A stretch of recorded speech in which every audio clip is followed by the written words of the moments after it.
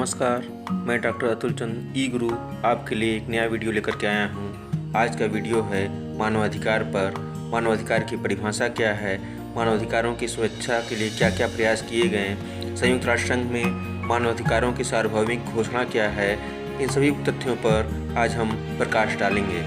मानवाधिकार के संबंध में यह कहा गया है कि यह वह अधिकार है जो हमारी प्रकृति में अंतर्निहित है या जिसके बिना हम मनुष्य की भांति जीवित नहीं रह सकते। आज भी विश्व में कहीं न कहीं मानवाधिकारों का हनन हो रहा है, जिसमें मानवों को अत्यंत पीड़ा का सामना करना पड़ रहा है। विश्व युद्ध के पूर्व मानवाधिकारों की स्थिति बहुत ही बुरी थी, किंतु संयुक्त राष्ट्र संघ की स्थापना के बाद थोड़े से सुधार हुए हैं, किंतु आज भी स्थिति को बहुत अच्छा नहीं कहा जा सकता है। चीन में आज ही मानवाधिकारों का हनन हो रहा है, पाकिस्तान में मानवाधिकारों का हनन हो रहा है। इसी तरह से विश्व के कई क्षेत्रों में मानवाधिकारों का हनन हो रहा है। मानवाधिकारों को परिभाषित करते हुए डी बसु ने कहा कि मानवाधिकार वे अधिकार हैं जिन्हें प्रत्येक व्यक्ति को बिना किसी भेदभाव के मानव परिवार का सदस्य होने के कारण राज्य तथा अन्य लोक सेवक के विरुद्ध प्राप्त होने चाहिए। डेविड सेल्वाई ने कहा कि मानवाधिकार संसार के समस्त व्यक्तियों को प्राप्त है, क्योंकि वे स्वयं मानवीय हैं। वे पैदा नहीं किए जा सकते, खरीद या संविदावादी प्रक्रियाओं से मुक्त होते हैं। इस तरह से मानवाधिकारों को कई विद्वानों ने परिभाषित किया है। हम यह कह सकते हैं कि मानवाधिकार वह प्रकृति प्रदत्त अधिकार है जो समान रूप से सभी को बिना किसी भेदभाव को प्राप्त है। शायद मानवाधिकारों के प्रति हो रहे अन्याय, पीड़ा और अत्याचार को देखते हुए ही सैकड़ों वर्ष पहले रूसो ने कहा था कि मनुष्य स्वतंत्र पैदा हुआ है, पर हर जगह जंजीरों में जकड़ा हुआ है। अपनी सुक्ति में रूसो ने शोषण व असमानता के बंधनों में जकड़े हुए जनसाधारण को स्वस्थ होने की और स्वाधीनता, आज़ादी तथा समानता का बेहतर जीवन प्राप्त करने की आकांक्षा को व्यक्त किया था। प्रथम और द्वितीय विश्व युद्ध में भी मानव जाति को बर्बर अत्याचार एवं मानवीय पीड़ा को सहना पड़ा था। द्वितीय विश्व युद्ध समाप्त होने के बाद संयुक्त राष्ट्र संघ की स्थापना के समय मानवाधिकारों पर भी ध्यान दिया गया और यह सोचा गया कि इसके संबंध में कुछ नियम बनाने चाहिए। संयुक्त राष्ट्र संघ ने 10 दिसंबर 1948 को मानवाधिकारों की सार्वभौमिक घोषणा की और यह अंगीकार किया, जिसे प्रति वर्ष 10 दिसंबर को मानवाधिकार के रूप में मनाया जाता है। सार्वभौमिक घोषणा के अंतर्गत 30 अनुच्छेदों में मानवाधिकारों को वर्णित किया गया है। अनुच्छेद 1 एवं 2 में सामान्य अधिकारों के बारे में बताया गया है। अनुच्छेद 3 से 21 में सिविल एवं राजनीतिक अधिकारों के बारे में बताया गया है। अनुच्छेद 22 से 27 में आर्थिक, सामाजिक एवं सांस्कृतिक अधिकारों के बारे में बताया गया है। अनुच्छेद 28 से 30 में सामान्य अधिकार और जो मौलिक अधिकार हैं उसके संबंध में बताया गया है, जिसको अंतिम भाग कहा जा सकता है। मानवाधिकारों की इस घोषणा को मानवतावाद का दमकल कहा गया है। चार्ल्स मलिक ने कहा कि यह घोषणा पत्र केवल प्रस्ताव मात्र न होकर संयुक्त राष्ट्र संघ के चार्टर का अंग है।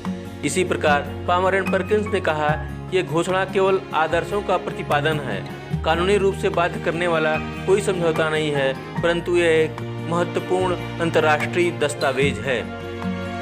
श्रीमती रूजवेल्ट ने कहा कि इस घोषणा पत्र को समस्त मानव समाज को मैग्ना कार्टा का नाम दिया जाना चाहिए। इस प्रकार इस घोषणा पत्र के द्वारा सभी मानव जाति को सभी प्रकार के अन्यायों से रक्षा, मानवाधिकारों के हनन से मुक्ति के हेतु प्रयास हुआ। इन अधिकारों के द्वारा सामान्य आर्थिक, सामाजिक, सांस्कृतिक सुरक्षा, समान न्याय तथा विचारों के व्यक्ति संबंधी स्वतंत्रता दी गई। इसमें प्रत्येक व्यक्ति को लिंग तथा रंग के भेद को भुलाकर समान कार्य के लिए समान वेतन देने के बात पर भी जोर दिया गया है। यह घोषणा पत्र वास्तव में मानवाधिकारों का मैग्ना कार्टा ही है। मानवाधिकारों के विकास के क्रम में ही एक और घोषणा पत्र 1994 में आया। जिनेवा में संयुक्त राष्ट्र मानवाधिकार एवं पर्यावरण घोषणा पत्र के द्वारा यह घोषणा की गई कि स्वच्छ, सुरक्षित तथा प्रदूषण रहित पर्यावरण प्रत्येक मानव का अधिकार है। समानता, सुरक्षा तथा पर्यावरणीय न्याय की सुरक्षा सतत समाज में दी गई है। इस घोषणा पत्र को 5 भागों में बांटा गया है, जिसमें प्रथम भाग में कहा गया कि पारिस्थितिक रूप से स्वच्छ पर्यावरण निर्वाह विकास तथा शांति से संबंधित मानवाधिकारों के बारे में बताया गया है। भाग 2 में प्रदूषण रहित पर्यावरण के अधिकार के बारे में बताया गया है। यह भाग जमीन और रहने के स्थान पर अधिकार देता है। प्रत्येक नागरिक को आपदा के समय सहायता पाने का अधिकार देता है। भाग 3 में प्रत्येक नागरिक को पर्यावरण संबंधी सूचना, शिक्षा, जागृति, पर्यावरण से संबंधित मामलों में सलाह देने का अधिकार दिया गया है। भाग 4 यह भाग पर्यावरण के ह्रास को रोकने के कर्तव्यों के बारे में वर्णन किया गया है। इस बात को भी बताया गया है कि प्रदूषण रोकने की जिम्मेदारी प्रत्येक नागरिक की होती है। भाग 5 यह भाग प्राकृतिक संसाधनों के उपयोग, निर्वाह, विकास में प्रत्येक के लिए सामाजिक न्याय के विषय के बारे में वर्णन किया गया है। यह स्पष्ट हो रहा है कि मानवाधिकारों के क्षेत्र में अब स्पष्ट एवं सामूहिक प्रयास किए जा रहे हैं और इस तरह से मानवाधिकारों की स्थिति सुधरी है। किंतु विश्व में अभी भी बहुत से देशों में मानवाधिकारों का हनन हो रहा है। चीन, पाकिस्तान, ईरान आदि की स्थिति दयनीय है। चीन में तो बहुत ही अत्याचार किए जा रहे हैं। मुसलमानों को नमाज नहीं पढ़ने दिया जा रहा है, उनकी महिलाओं के साथ दुर्व्यवहार किया जा रहा है, यहाँ तक कि रेप भी किया जा रहा है, उनके साथ गुलामों जैसा व्यवहार किया जा रहा है।